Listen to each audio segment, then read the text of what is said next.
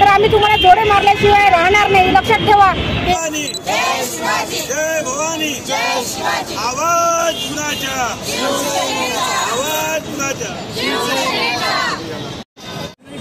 गटाची संजय राऊत हा रोज सकाळी उठून याचा फक्त नुसतं गटार, आपण म्हणतो ते गटार नाली असं याचं तोंड आहे आणि हा सकाळी उठल्यापासून रोज याची पोपटपंची सुरू होते। आपण बघितलं आहे का हा महाराष्ट्र छत्रपती शिवाजी महाराज यांनी घडवलेला आहे। त्याच्या नजरेमध्ये महिलांची आदर होता, सन्मान होता, तो आपण अख्ख्या सर्व महाराष्ट्रातील आणि देशातील जनतेने अनुभवलेला आहे। इतिहास सांगतो की महिलांचा हा सन्मान राखला पाहिजे आणि तोच उबाटा गटातील संजय राऊत हा हरामखोर आमच्या नीलमताई गोरेवर अपशब्द, निर्लज्ज आणि असं त्यांना लाजा वाटत नाही असे हे महिलांच्या संबंधित बोलतात। आपण बघितलं आहे की संजय राऊत यांनी महिलावर बोलायच्या आधी स्वतःकडे बघावं, कारण एक क्लिप मध्ये व्हायरल झाली होती आणि त्या महिलेचा जो मानसिक शारीरिक छळ झाला त्याच्यामध्ये या संजय राऊतनी त्या महिलेला कोणत्या शब्दात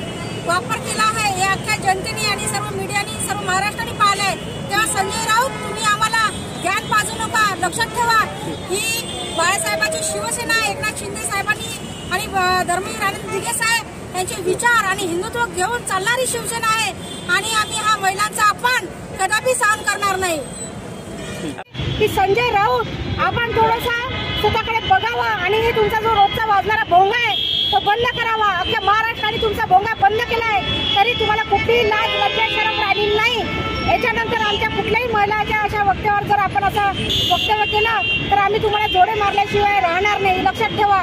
हे एकनाथ शिंदे साहेबांनी आणि धर्मवीर आनंद दिघे साहेबांनी घडवलेली शिवसेना आहे।